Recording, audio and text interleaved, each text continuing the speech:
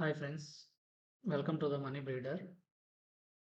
Some time ago, I made a video related to this hull moving average, where whenever the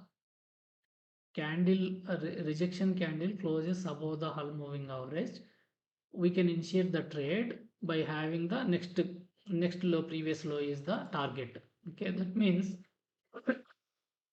sorry, this is where I initiated the trade with the target of this one. From here to here 30 points move is there. That means in options, right, in options we can get 10 points easily. Okay, this is the short scalping technique I use. So let me show you my order. Okay, what is this timing? If you see, right, 221 sorry, 221 161 is the what happened in 221, right? Here you can see this is the candle closed 215 candle. Okay, it got closed by 220.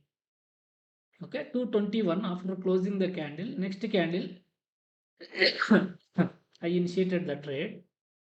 In the next candle I initiated the trade with the target of this one only. Say from here to here, this is a quick scalping trade actually. So how many points I wanted to see?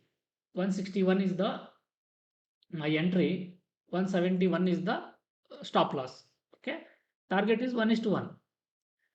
10 points, 10 points I captured.